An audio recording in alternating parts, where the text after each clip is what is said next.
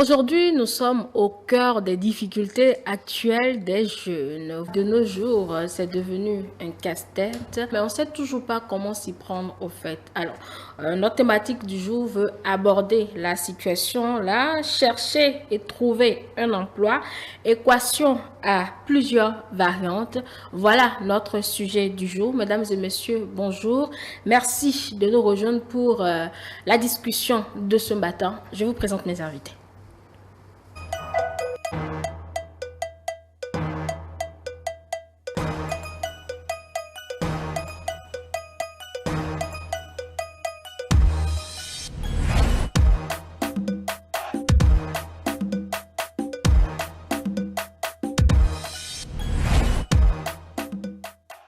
L'objectif de ce matin, c'est de pouvoir dire aux jeunes sur quoi miser pour pouvoir trouver l'emploi de leur rêve peut-être et également tout faire pour pouvoir le garder, pour donc donner ces exemples ou plutôt donner ces leçons de vie. J'ai convié des experts dans le domaine. Je suis avec Habib Rodonou qui est un spécialiste en recrutement, également gestionnaire des ressources humaines. Bonjour Monsieur Rodonou. Bonjour Madame Touboula. Vous allez bien ce matin? Très bien, merci. Merci d'être avec nous. Et également coach Justino Vira qu'on ne présente plus.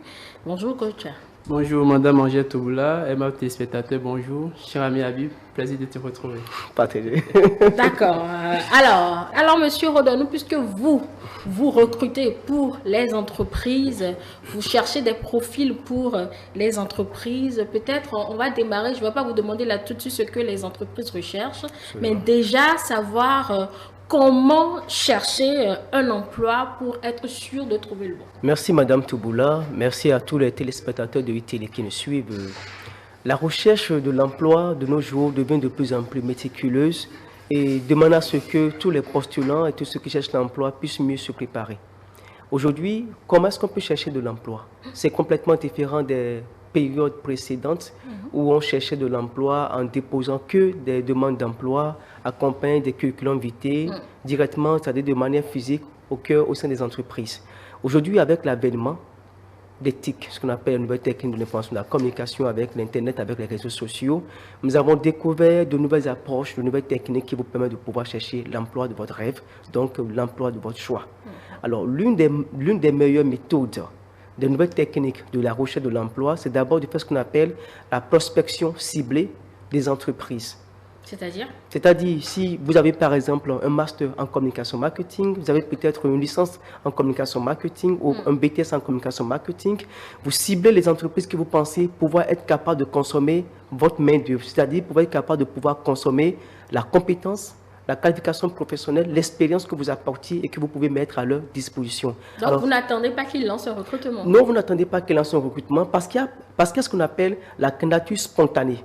Donc, l'une des meilleures méthodes, c'est d'abord de faire ce qu'on appelle la proposition de candidature spontanée. Vous écrivez une lettre qu'on appelle candidature spontanée ou offre de service spontanée que vous déposez dans la boîte mail, le Gmail des entreprises, ou que vous vous déplacez personnellement pour le déposer de manière physique au sein des entreprises. La première étape, lorsque les entreprises reçoivent votre candidature spontanée, ils conservent votre dossier parce que lorsque viendra le besoin de pouvoir donc alors recruter quelqu'un, à ce poste, plus besoin pour eux de lancer un avis de recrutement, ou du moins, lorsqu'ils lancent un avis de recrutement, ils ont quand même à travers la conservation de leurs archives, à fouiller et à tomber certainement sur votre proposition de candidature spontanée. Alors, ils vont voir est-ce que votre dossier correspond au profil qu'ils recherchent, est-ce que votre dossier correspond aux compétences professionnelles et techniques qu'ils recherchent, et si du coup nous avons donc alors une adéquation entre le poste et le profil qui est recherché par votre futur employeur, mais par le recruteur, certainement que vous avez la chance d'être convoqué à ce qu'on appelle un entretien préalable d'embauche.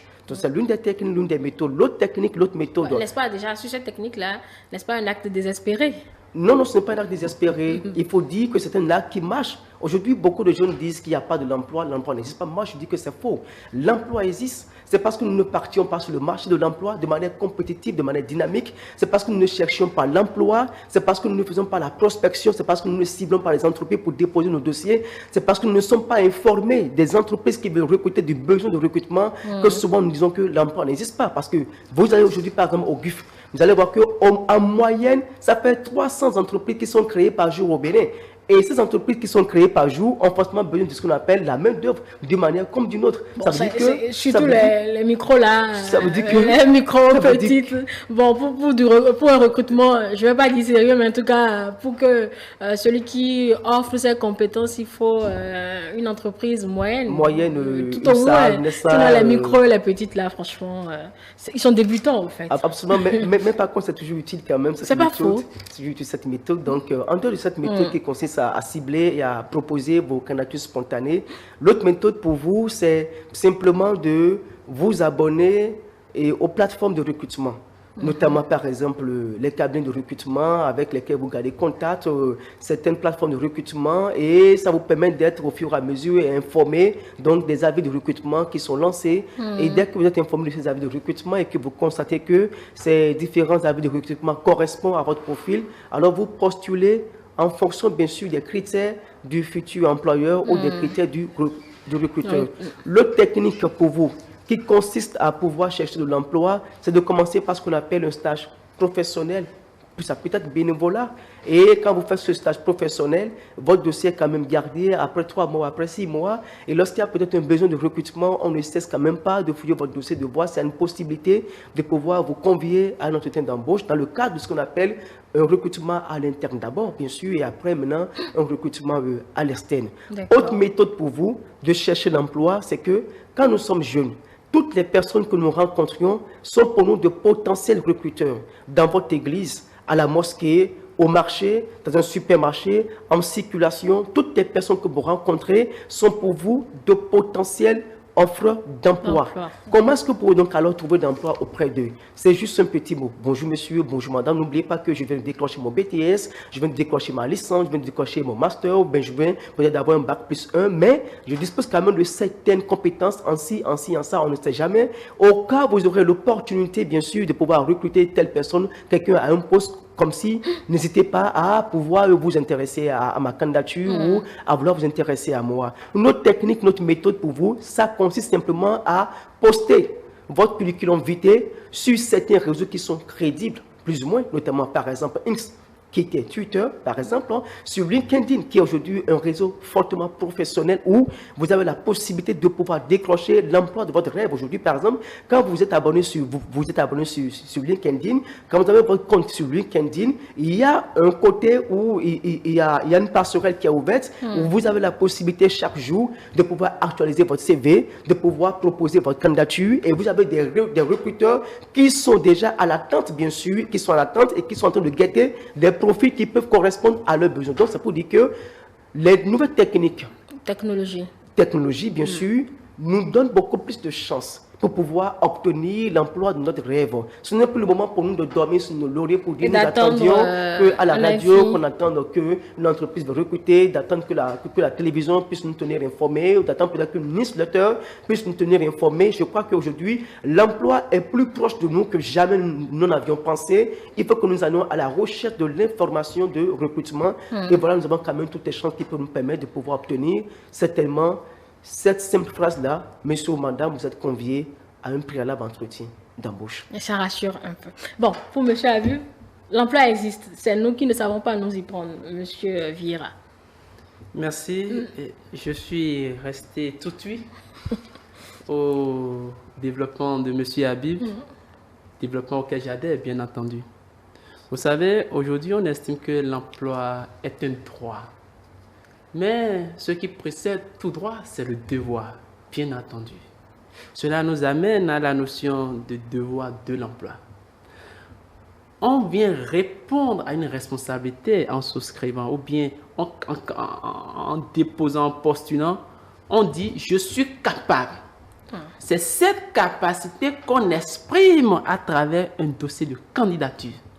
Ça voudra dire, le préalable à l'emploi, c'est d'abord être convaincu qu'on a cette compétence, qu'on est en capacité de répondre aux besoins attendus ou bien exprimés par le recruteur. Absolument. On n'est pas demandeur d'emploi parce qu'on est diplômé. Ce n'est pas vrai.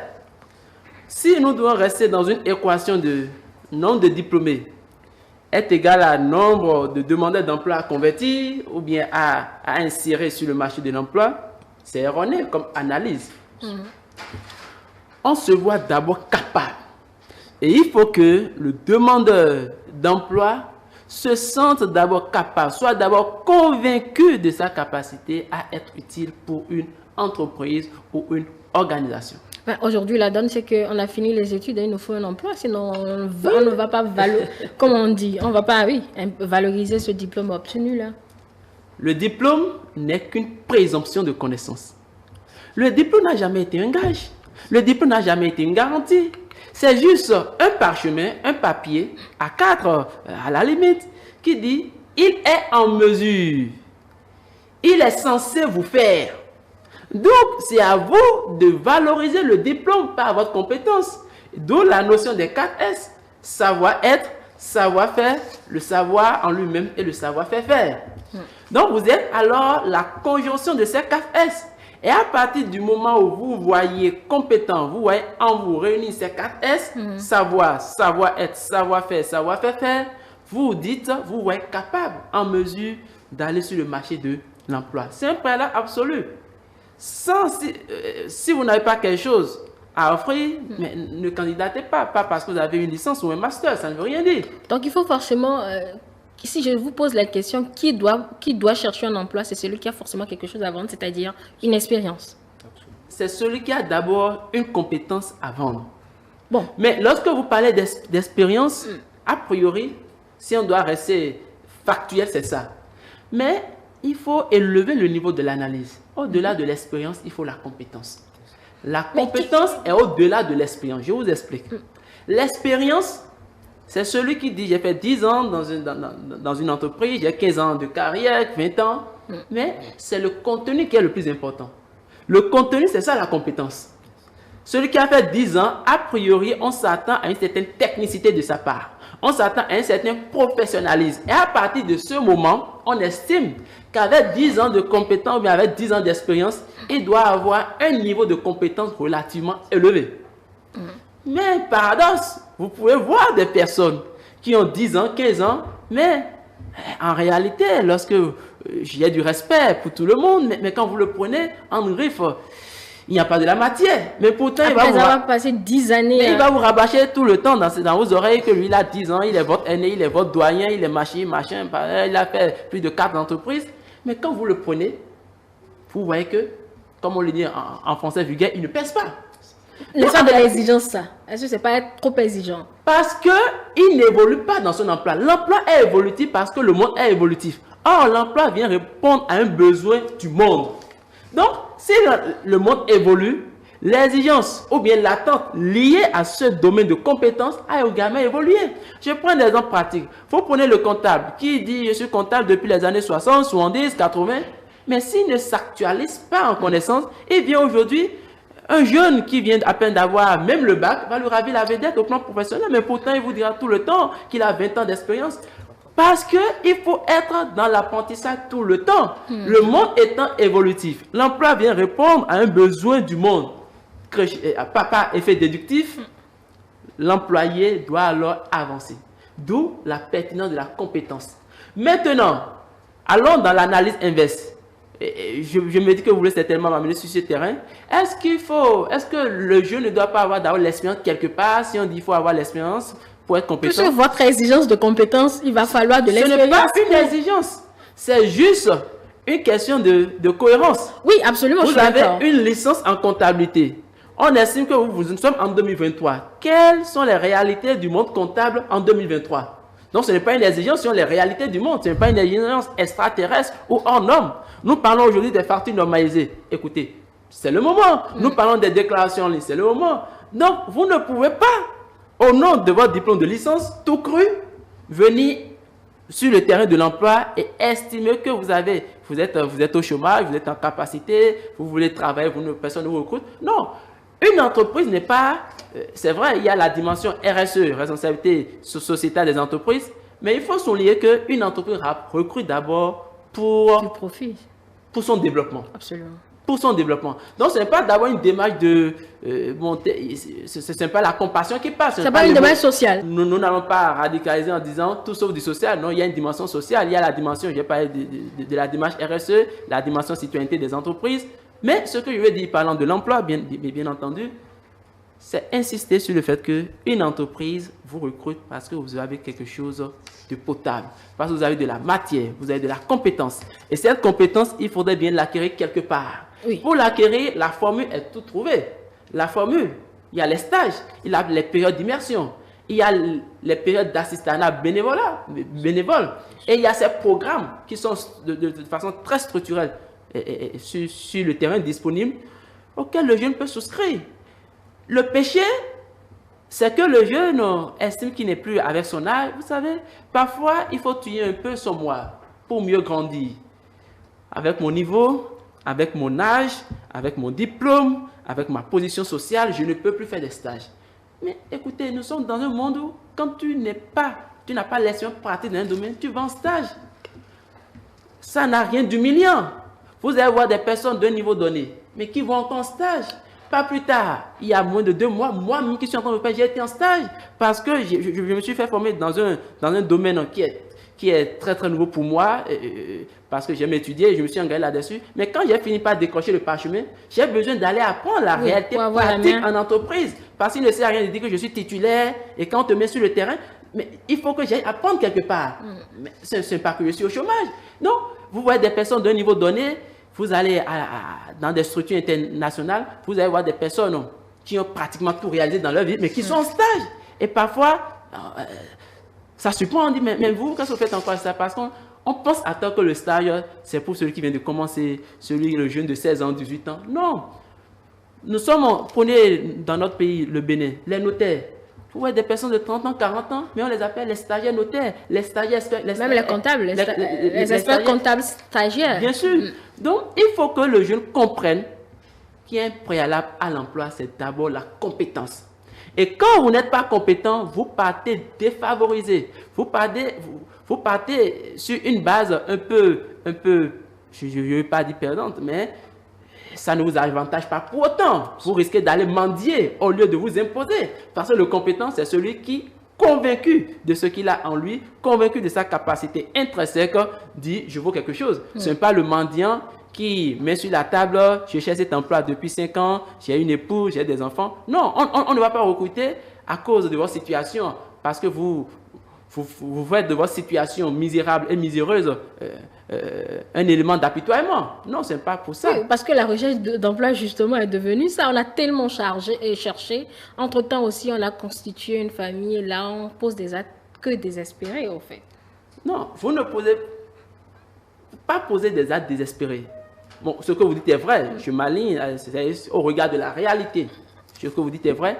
Mais ce que nous devons garder, et ceux qui nous suivent, les jeunes en l'occurrence, doivent pouvoir comprendre qu'aujourd'hui, le marché de l'emploi est un marché très dynamique.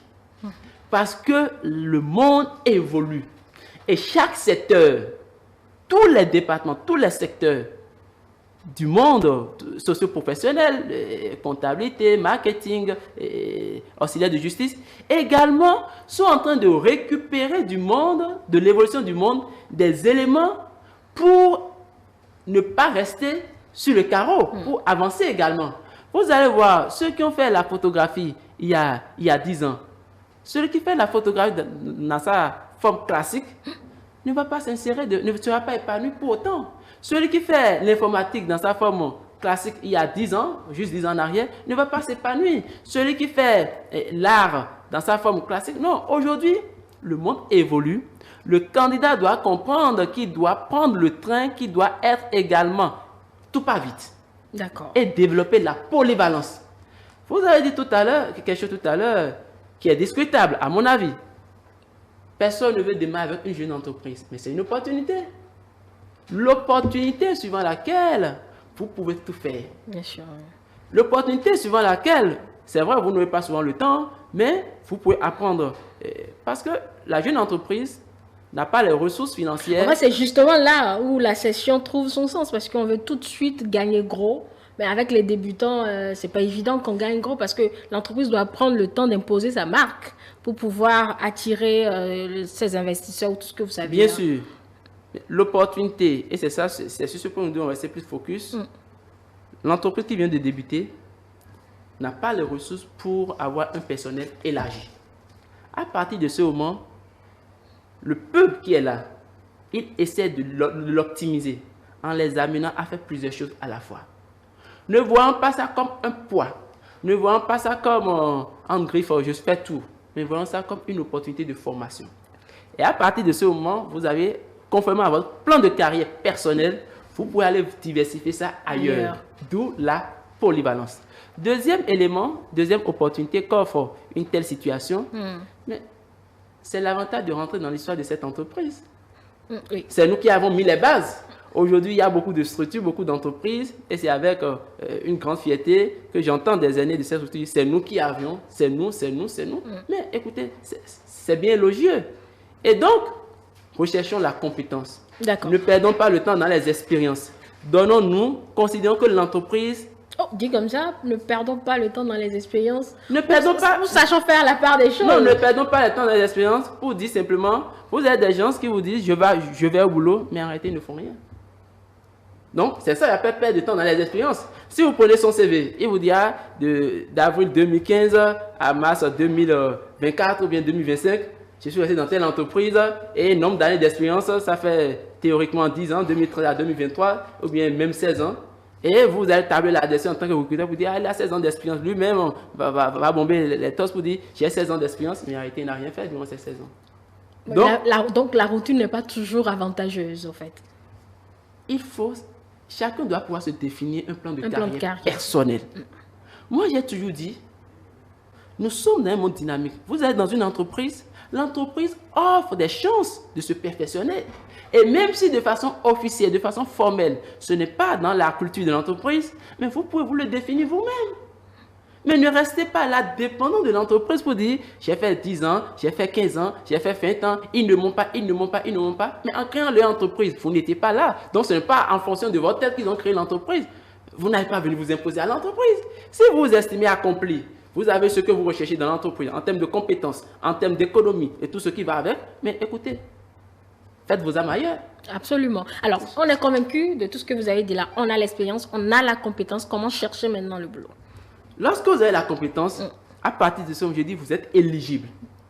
Ça ne veut pas dire que le jeune qui vient à peine d'avoir la licence n'est pas éligible. Oh, vous avez... Comprenez-moi. Absolument, vous avez pris le temps pour expliquer ça. J'ai eu le temps nécessaire pour expliquer ça. Mais une fois que j'ai la compétence, je dis, je vais sur le marché avec quelque chose en main. C'est un peu comme mon pouvoir d'achat. J'ai quelque chose à échanger. Je ne vais plus dans une poursuite de mendiant. Non, j'ai quelque chose en main qui est la compétence. Lorsque j'ai la compétence, il faut que je me positionne au carrefour où je peux trouver ceux qui ont besoin de cette compétence. Ça voudra dire que tous les recruteurs ne sont pas a priori ce que je recherche. Il ne suffit pas d'entendre avis de recrutement pour dire je vais postuler. Est-ce qu'il est sur mon chemin? Vous n'êtes pas appelé à tout faire. Même si j'ai parlé de la polyvalence. Mais il y a la polyvalence sectorielle. Et donc, lorsque je vais sur le marché de l'emploi, j'identifie mes niches à moi. Les niches conformément à ma compétence, conformément à ma formation. Et lorsque j'identifie ces niches, je vais me positionner sur ces niches. Lorsque j'identifie ces niches, je vais me positionner sur ces niches. Par exemple, je sais que qu'il pleuve ou qu'il neige, les recruteurs vont prendre par là. À partir de ce moment, mon cher ami Habib en a évoqué quelques pistes, mais il y a un élément fondamental sur lequel j'aimerais attirer notre attention commune, c'est qu'il faut être au milieu où les recruteurs sont. Il faut fréquenter les lieux des recruteurs. Ah, les recruteurs ont un lieu spécifique. Mais nous sommes, je vais vous le dire, je pense que vous venez de donner l'exemple des experts comptables stagiaires. Vous aspirez à être expert comptable. Mais jeunes, quand il y a colloque, il y a séminaire sur la loi des finances, réunissant des comptables, les professionnels du domaine, allez là-bas. C'est ça que j'appelle lieu des recruteurs. Parce que les décideurs seront là-bas. Les rencontres professionnelles, allez là-bas. Vous êtes dans la presse, mais les rencontres liées, relevant de votre domaine, même si cela implique un coût, faites le sacrifice qu'il faut payer. Allez-y.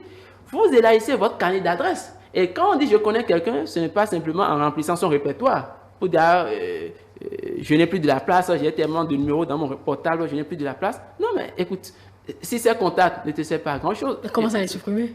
Il faut les supprimer, ce n'est pas une question de... J'ai tellement de contacts et certains vont dans ce vilain luxe de vous montrer leur écran pour dire qu'ils n'ont plus de place. Non, ça ne sert à rien. Est-ce que cela peut vous apporter quelque chose? Premier point à rechercher. Deuxième point, lorsque vous allez à ces rencontres, que j'appelle rencontres professionnelles, payez le coût qu'il faut. Ce n'est pas une question de je suis débutant, mes ressources, mes moyens. Non, non, non. Vous voulez quelque chose, vous ne voulez pas. C'est une question de qui veut, doit payer le prix. C'est un principe biblique. Alors, dans quelle posture vous allez dans ces lieux? J'ai avancé dans mon analyse. Vous êtes maintenant au lieu. Vous comprenez qu'il faut être aux rencontres professionnelles. Mais dans quelle posture vous vous rendez là-bas? Est-ce que vous marquez votre territoire? Il ne va pas s'agir de se singulariser, mais il va plutôt s'agir de se faire distinguer. Ce jeune, il a pris la parole. Vous êtes dans quel cabinet? Vous faites quoi dans la vie? Pas parce que vous êtes monsieur Abbé, pas parce que je suis coach, mais parce que je viens de poser un acte qui a capté l'attention. Donc, vous devez pouvoir vous faire distinguer, ce que j'appelle marquer votre territoire, pour que les recruteurs potentiels vous retrouvent dans leur radar. Vous devez commencer par rentrer dans l'escarcelle de ces recruteurs. Et à partir de ce moment, nous sommes dans un monde de proximité. Nous sommes dans un monde de qui tu connais. Quoi qu'on dise, on ne va pas tirer à boulet rouge là-dessus tout le temps. Ah, moi, je n'ai pas de parents. Écoutez, ce n'est pas une question de moi, je n'ai pas de parents. C'est une question de que fais-tu de ton quotidien. Et deuxième chose, je me fais détecter, je me fais distinguer. Troisième chose, quelles sont les relations que j'entretiens avec ces personnes? Est-ce que je passe mon temps pour aller les rencontrer au bureau pour dire, pour les rabâcher les oreilles de ma situation, je n'ai pas mangé hier, je suis tombé malade, je n'ai pas de l'argent pour aller à la pharmacie? Est-ce que je viens avec un langage de celui-là qui est tout désespéré? Si vous venez avec ce langage, vous allez voir des gens qui vous montrent des contacts d'autorité, mais ils les appellent, mais ils ne vont jamais décrocher. Personne dit, il veut me demander de l'argent. Donc, vous perdez la face, vous perdez votre crédit. Mais vous valez mieux que 5 000 qu'on va vous donner. Vous valez mieux que 10 000. Ah, si je vais le voir maintenant, un partenaire va me donner, mais c'est 5 000, 10 000 va me trouver. Mais mon frère, ma soeur, tu vaux plus que ça. Bon. Et donc, il faut également assumer sa place et être professionnel, même quand on a faim. C'est important. Être professionnel, même quand on a faim, et se nourrir tout le temps de cet espoir de je fais ce qu'il faut pour avoir ce que je recherche. Mais pas faire ce qu'il faut dans la passivité, même dans l'action. D'accord, c'est noté. Il y a chacun note aussi. Alors, maintenant, concrètement, qu'est-ce que les entreprises également ou bien les recruteurs cherchent sur le terrain, M. Rodon? Comme talent, compétences, je ne sais pas moi. Qu'est-ce qu'ils cherchent? Qu'est-ce qu'ils recherchent concrètement? Lorsque vous prenez par exemple un avis de recrutement, vous allez vous décortiquer la présentation d'un avis de recrutement, vous allez voir d'abord, il y a ce qu'on appelle la présentation de l'entreprise elle-même.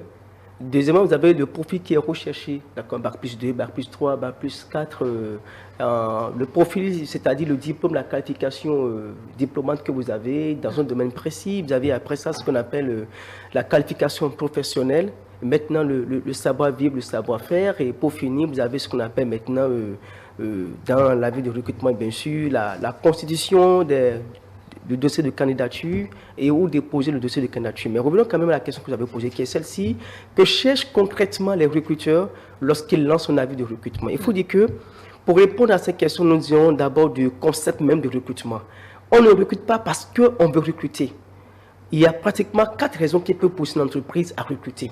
Et si nous connaissons les raisons qui poussent l'entreprise à recruter, alors on peut donc savoir concrètement ce que cherche l'entreprise. D'une part, les entreprises recrutent parce que, on constate qu'il y a un poste qui est vacant.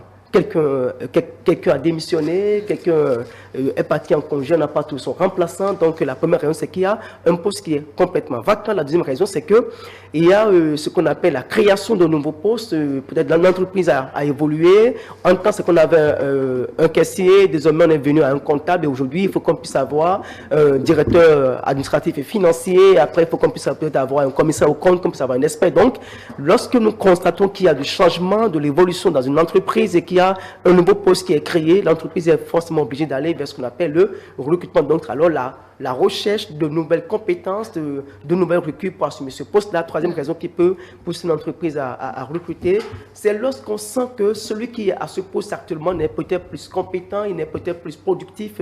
On sent peut-être qu'il n'y a pas une bonne adéquation entre le poste qu'il occupe et puis le profil qu'il présente. Donc, ça pousse l'entreprise à lancer un avis de recrutement. Et quand on constate cela, l'entreprise parfois préfère d'abord faire ce qu'on appelle le recrutement à l'interne avant d'aller au recrutement à l'externe. Je précise bien sûr que lorsque l'entreprise constate que celui qui occupe actuellement le poste n'est pas compétent ou peut-être n'est plus productif, l'entreprise pense d'abord à faire un recrutement interne avant de penser à un recrutement externe. La quatrième chose qui peut peut-être pousser une entreprise à aller vers le recrutement, c'est lorsque vient un nouveau concurrent sur le marché et l'entreprise constate donc alors qu'il y a des défis qui l'attendent par rapport aux nouveaux concurrents, donc il faut forcément anticiper. Raison pour laquelle quand vous rentrez là-dedans, surtout le champ, notamment des banques, vous ne verrez jamais une banque lancer un avis de recrutement officialisé. Ils font des recrutements anonymes.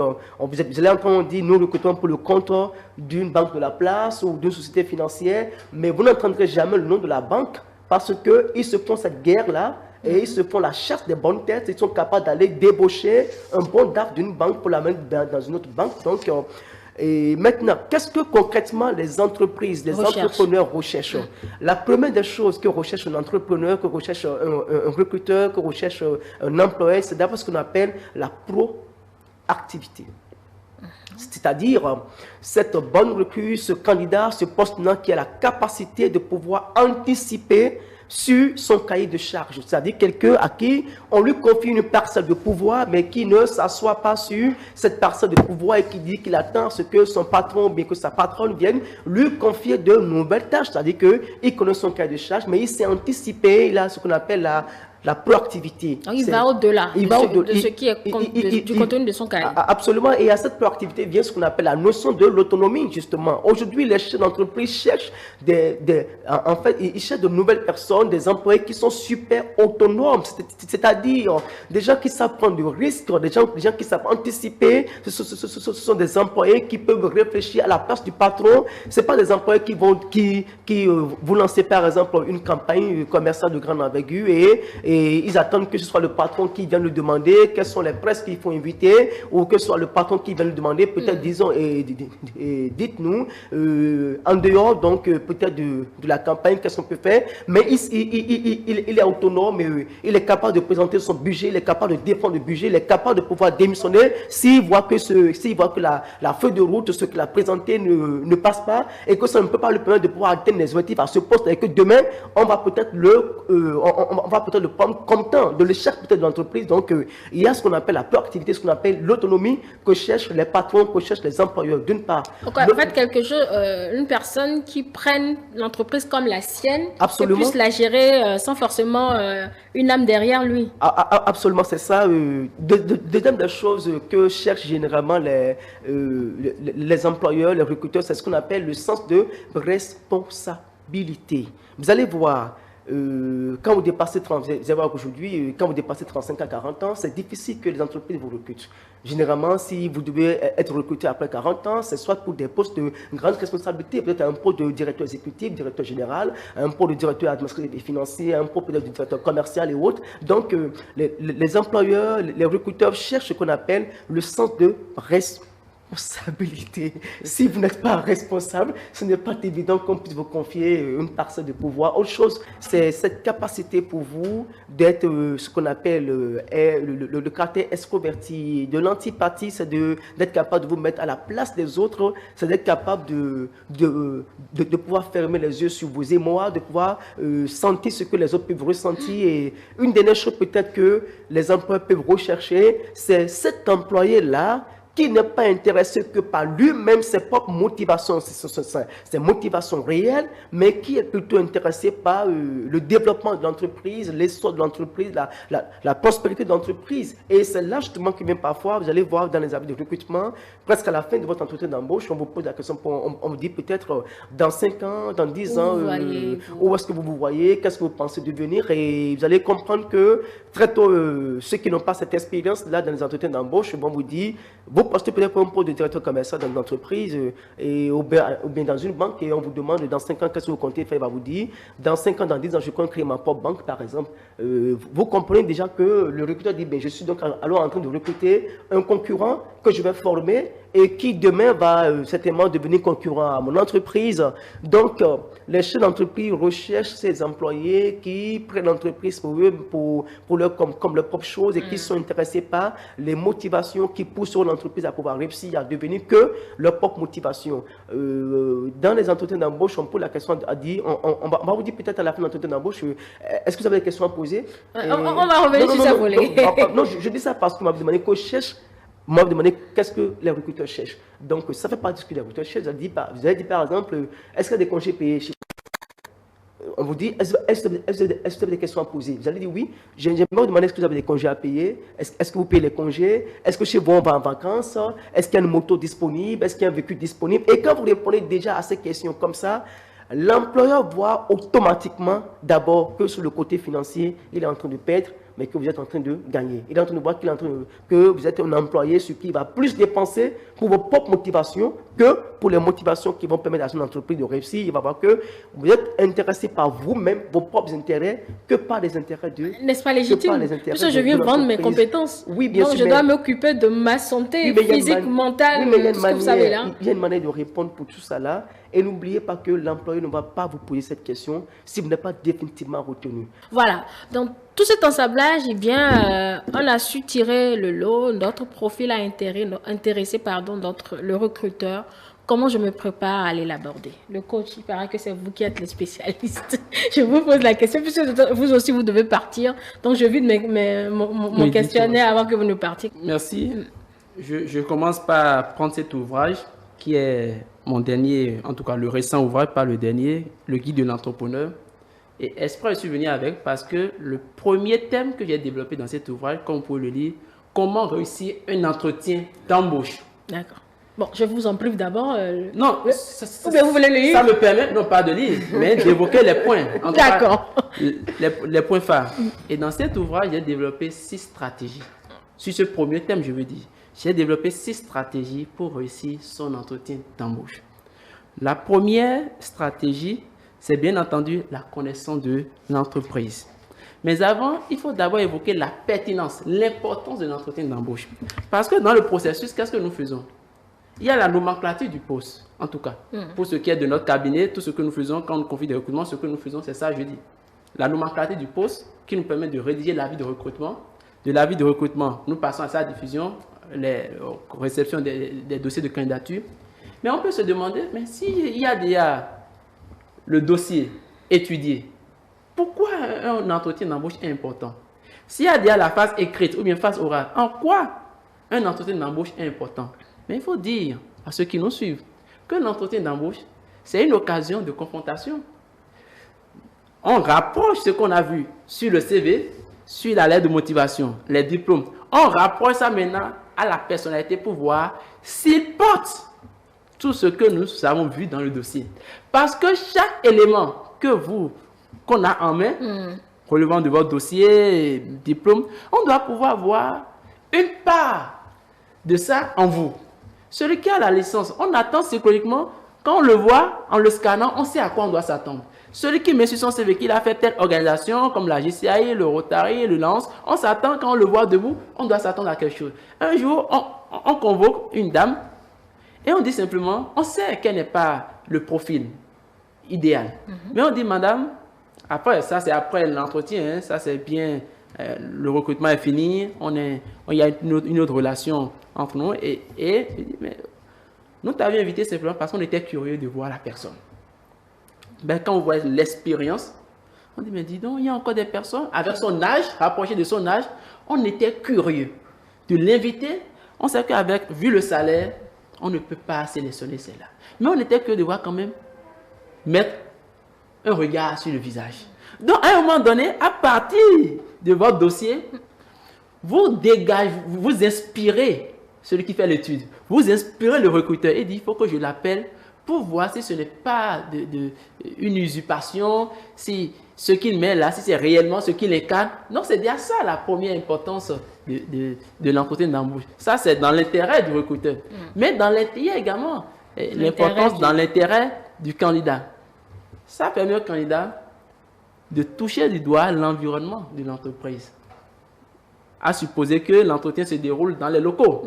Si ce n'est pas dans les locaux de l'entreprise, si c'est dans les locaux de l'entreprise, ça lui permet déjà de voir un peu le climat en quelques secondes, comment est-ce que les gens circulent, les employés, l'amitié. Même s'il est assis pendant 15 minutes, en attendant d'être reçu, il voit déjà l'environnement, l'ambiance. Donc, premier élément, ça lui permet de découvrir l'ambiance. Deuxième élément, c'est une occasion qu'on lui offre pour poser des problèmes, des questions, et ça lui permet en amont d'avoir des éléments de réponse qui, par ailleurs, peuvent servir d'appui pour l'amener à rester au cas où il soit retenu. Ou parfois, oui, c'est déjà arrivé plusieurs fois, vous appelez des gens, mais après l'entretien, ils sont retenus, certes, mais ils disent qu'ils ne veulent pas. Parce qu'il y a des éléments, l'entretien leur a permis d'avoir certains éléments de réponse. Donc, c'est ça l'importance de l'entretien. Je reviens donc sur les 6 étapes. Je disais que la première étape que j'ai développée dans mon ouvrage, le guide de l'entrepreneur, bien sûr, est intitulée la connaissance de l'entreprise. Connaître l'entreprise. C'est quoi? Ce n'est pas un saut dans l'inconnu. Vous pouvez, avant de venir dans l'entreprise, montrer que vous avez un intérêt pour l'entreprise. Il y a la lettre de motivation qui, comme le nom même le porte, motivation. Qu'est-ce qui vous motive à postuler? Mais quand on vous reçoit en entretien, en vous interrogeant, il faut que vous soyez en mesure de dire qu'est-ce que vous avez apprécié? Pourquoi vous avez fait le choix de cette entreprise? Parce qu'on estime que ce n'est pas la seule entreprise qui est dans la demande, mais qui exprime la demande sur le marché. Donc, vous devez avoir des connaissances sur l'entreprise. Et pour avoir ces connaissances, il faut faire des recherches. Aujourd'hui, les voies de recherche sont multiples. Internet, vous créez des contacts dans l'entreprise, vous lisez des revues, ainsi de suite. Vous essayez de savoir si l'entreprise a détrôné quelques titres ou bien quelques cellules par hasard. Bref, tout ça vous permet de dire, je vais rester avec cette entreprise. Je donne un petit exemple. Le samedi passé, j'étais dans une conférence, pour être plus précis, dans une bibliothèque. Et il y a un monsieur, un jeune, qui vient vers moi pour dire, coach, j'ai envie de travailler avec vous. A priori, cette question, ça me vient souvent. Mais je n'accepte pas. Mais vous savez ce qu'il m'a dit? Il a su titiller mon point faible. Il dit, parce que je sais que récemment, vous avez été consacré, vous avez reçu le trophée de meilleur coach de l'année. À partir du moment où il me donne cette information sur moi, ça suppose qu'il a fait une recherche. Et il m'a tétanisé. J'ai dit, bon, prenez mon contact, passez tel jour. Il n'aurait pas dit ça. J'ai dit, ok, bon, gardez le contact, on va se revenir. Mais à partir du moment où il donne une information sur moi, il s'est donné la peine de se préoccuper de moi. Et en retour, je dois également lui montrer mon élégance qu'il mérite. Donc, la connaissance de l'entreprise constitue des voies de séduction. Par ailleurs, pour montrer que j'aime beaucoup votre entreprise, je suis votre entreprise depuis des années, j'ai en tête un peu votre historique. Premier élément. Deuxième étape, il faut actualiser ces informations personnelles. Deuxième élément, il faut actualiser ces informations personnelles. Il y a ce qu'on appelle les CV bateaux. Et moi, je dis éviter les CV bateaux. Les CV bateaux, c'est quoi? Si on a des CV que vous faites, et quelle que soit la vie, vous envoyez seulement. Tu peux m'envoyer ton CV, oui, c'est dans le portable, on t'en sert. Non, le CV s'adapte à la demande, s'adapte à la vie. Donc, vos informations, lorsque je vais pour un entretien, où le profil qui est plus attendu de moi, c'est ma dimension de communicant, mais je ne vais pas ennuyer, les recruteurs avec mon parcours de comptable, mon parcours de financier. Non, ils n'ont rien à foutre, a priori. Donc, vous devez avoir l'art d'actualiser. C'est un art, il faut beaucoup de subtilité, ce n'est pas gagné d'avance. Troisième étape, la préparation de l'argumentaire. Nous sommes dans une opération de charme, bien entendu. Nous sommes dans une opération de charme et en tant que tel, vous venez à un entretien pour persuader. Ce n'est pas d'abord pour convaincre, mais c'est d'abord pour persuader. On persuade quelqu'un par les sens, mais on convainc par les mots. Et donc, vous travaillez sur votre charisme. Mon cher ami en a parlé. Ceux avec une travail ancienne de coaching privé savent de quoi je parle, mais on travaille son énergie pour rendre l'énergie plus intéressante. C'est ce qu'on appelle développer son charisme. Travailler sur sa personnalité pour ça créer de l'écho. Et donc, à partir de votre capacité ou bien de tout le trésor de persuasion que vous déployez, Vous allez voir, le recruteur dit c'est 5 minutes, mais peut-être avec vous, il n'a même pas vu le temps passer. Et vous sortez et dites, mais qu'est-ce que vous êtes en train de dire comme ça? Pour toi, c'est long, hein? Mais parce que tu as persuadé. Et lorsque vous persuadez, allez au deuxième niveau, vous devez chercher à convaincre. Et convaincre passe par la construction de l'argumentaire. Lorsque l'argumentaire forte, argumentaire phare, il n'y a pas de plan figé. Il y a certains qui commencent leur présentation par les diplômes. D'autres commencent par les expériences. Mais je vais vous surprendre, d'autres peuvent commencer également par les distinctions. Me concernant, par exemple, jusqu'à un passé récent, encore que ça peut venir à tout moment, mais pour des entretiens, moi, je commence toujours par une distinction de l'ONU. Je dis, vous avez devant vous, qui a été distingué par l'ONU en telle année. Donc, quand vous dites, les Nations Unies m'ont distingué, tout le monde, qui êtes-vous? C'est ma phase d'accroche. Je prends par là pour revenir aux autres expériences. Parce qu'on est 200 ans. Qu'est-ce que vous avez fait pour que les Nations Unies, qui est une organisation internationale de haut niveau, vous êtes qui? Donc, vous êtes qui? On s'intéresse à vous. Donc, il faut pouvoir construire son argumentaire. Quand je suis devant, qu'est-ce que je dois dire? Je commence par où? Alors, je poursuis, je viens à la 4e étape, la capacité communicationnelle. Au commencement était le Verbe. Le Verbe était avec Dieu et le Verbe est Dieu. La parole, c'est une âme. C'est l'âme qui fait tomber tout le monde, mais c'est l'âme qui révolte également tout le monde. Et donc, à partir de la parole, vous devez pouvoir avoir cet art, cet effort persuasif de dire, de construire votre argumentaire de manière à percer le cœur. On ne parle pas à quelqu'un en voulant toucher sa tête. Non, ici, c'est l'analytique qui est là, c'est le rationnel. On parle à quelqu'un en voulant toucher son cœur. Et quand vous touchez le cœur de quelqu'un, même dans ces nuits les plus troublantes, il dira, ce monsieur, il faut que je l'appelle. La jeune fille qu'on a reçue en entretien, c'est vrai, elle a des lacunes, mais je veux qu'on l'appelle. Donc, c'est comme ça, vous partez favori, même si du point de vue technique, vous n'êtes pas au point. Donc, je dis, 4e chose, sa capacité communicationnelle, la structuration, il faut avoir cet effort, il faut être dans son élément pour pouvoir libérer son latin. 5e élément, le style vestimentaire. Vous savez, je paraphrase personne, le professeur Jean Pliard, qui dit, l'habillement, c'est ce qui vous paraît honnête et respectable. Et il a bien utilisé le verbe juste. L'habillement vous paraît. Il n'a pas dit que c'est l'habillement qui vous fait. Non, ça vous paraît. Parce que dans l'habillement, on associe un cliché. On associe des stéréotypes. Parce que nous sommes dans un monde stratifié. À partir de ce moment, lorsque vous rentrez à un entretien, tout le monde n'est pas tenu à être en costume. Je donne un exemple. Vous êtes, on fait un recrutement d'ingénieur mécanique. Mais écoutez, ingénieur mécanique, a priori, on ne vous attend pas forcément en costume. Je viens avec ma salopette. Non, pas, mais vous venez en tenue de travail. Oui, c'est la salopette bleue là. Parce que ce qui va se passer, on peut vous dire, êtes-vous disponible maintenant tout de suite? Vous dites oui. Ah ben si je ne le suis pas. Mais c'est pour ça que vous devez vous mettre en situation de travail. Parce que vous avez dit dans votre lettre de motivation, je suis immédiatement disponible.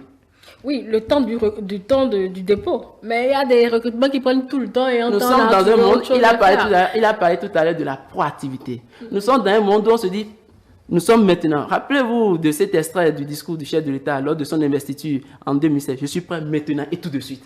On est prêt maintenant et tout de suite. Ce n'est pas une question de vous dire. Moi, ça m'est arrivé une fois où je vais à un entretien et c'était un samedi de surcroît. On dit, êtes-vous prêt pour commencer à 16h? Et c'était un samedi. Et en voulant descendre, on appelle déjà le vigile au bas des escaliers pour dire, en voulant descendre, dites au monsieur de ne pas aller loin. Et moi, je ne suis pas venu encore pour le travail, je suis venu à l'entretien. Mais on dit, dites au monsieur en bas, parce que j'ai compris que c'était une diplomatie pour ne pas frustrer les autres candidats. Donc, dites au monsieur de ne pas aller loin. En griffe, ils ont déjà trouvé ce qu'ils recherchent. Et donc, mais imaginez, je viens et dis, non, c'est juste un entretien, il prend 2 heures. Non, moi, je viens pour travailler. Alors, disais-je, 5e étape, le style vestimentaire qui révèle. Je dis, c'est une apparence, d'accord, mais ça révèle votre personnalité, entre autres. 6e étape, enfin, le jour J. Le jour J de l'entretien. Soyez léger, soyez décomplexé. Ne soyez pas stressé. venez tout heureux, souriez. Avant de venir, si vous aimez une bonne musique, mettez une bonne musique, dansez, souriez à la vie, mettez-vous au point, mettez-vous devant le miroir, faites l'exercice de projection sur votre personnalité. N'attendez pas que ce soit quelqu'un au salon ou bien dans la rue qui dit vous êtes bien habillé. Non, vous n'en avez pas besoin pour autant. Il faut que vous-même vous appréciez d'abord. Et à partir de ce moment, vous êtes dans votre élément, vous sortez tout heureux, tout joyeux pour venir à l'entretien. Et quand vous êtes dans la salle d'attente, pour qu'on vous reçoive, mais ne soyez pas scotché à votre portable, ne soyez pas en train de scroller Facebook. Non, parce que vous ne savez pas où est la petite caméra. La petite caméra peut être quelque part, rien que sur le siège, quelque part sur le siège. Donc, restez dans une posture qui montre que vous êtes juste en attente d'être retenu pour commencer le travail. Et voilà les 6 points que j'ai retenus dans mon ouvrage, le guide de l'entrepreneur, qui n'est qu'un recueil de 40 thématiques sur l'entrepreneuriat, le management et le leadership. D'accord. Alors, coach, je vais vous laisser partir. Donc, je vous raccompagne avec ceci.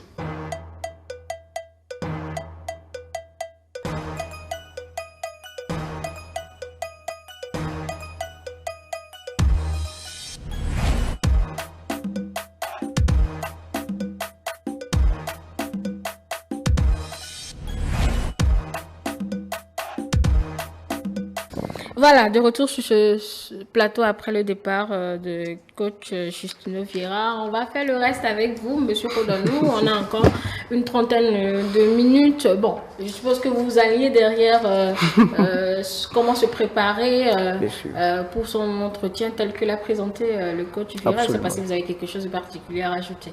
Non, j'avoue qu'il a super très bien présenté. C'est correct, je n'ai rien à ajouter. Bon, on entend souvent dire que il faut également poser des questions à son recruteur quand il vous donne la possibilité de poser des questions. Est-ce que c'est une bonne idée? Oui, c'était une bonne idée parce que lorsque le recruteur parle, d'abord il faut commencer par noter ce que le recruteur dit et sur ce que votre futur employeur est en train de dire. Bon, en fait, le souci, c'est que ce n'est pas toujours l'employeur qui fait l'entretien d'embauche. Il peut passer par vous, les recruteurs. Vous aussi, vous faites des entretiens d'embauche? Bien sûr.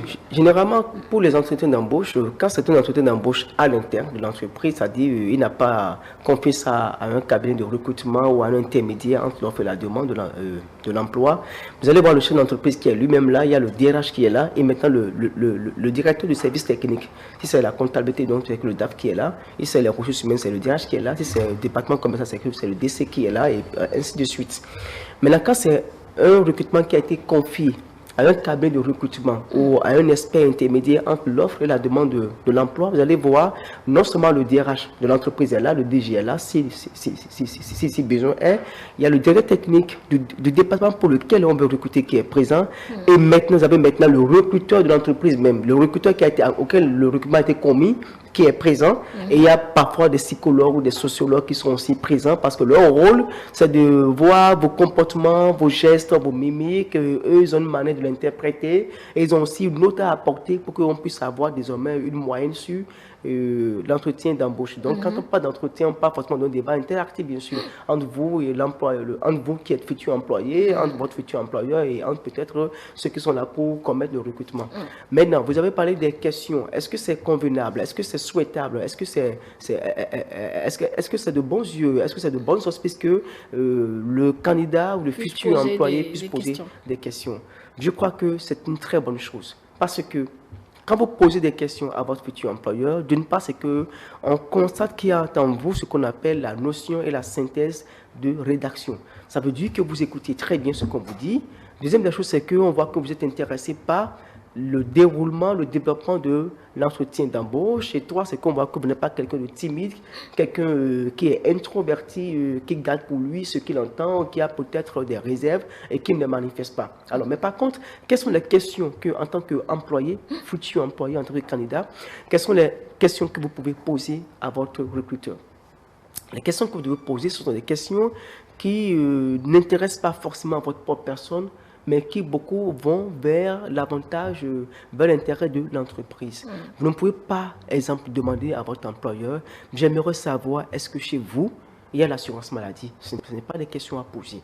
J'aimerais savoir, est-ce que chez vous, les heures supplémentaires sont payées, ce n'est pas des questions à poser à un employeur. Ou dire à l'employeur, j'aimerais savoir chez vous, est-ce que, par exemple, il y a une moto, une voiture, des moyens de travail, parce que c'est le rôle de l'employeur de mettre à votre disposition les moyens de travail, donc c'est des questions que vous ne devez pas poser. Si vous posez des questions qui n'intéressent que votre personne, qui n'intéressent que votre intérêt, du coup, c'est que l'employeur, le futur employeur, voit que vous êtes plus intéressé par vous-même que par le développement de l'entreprise.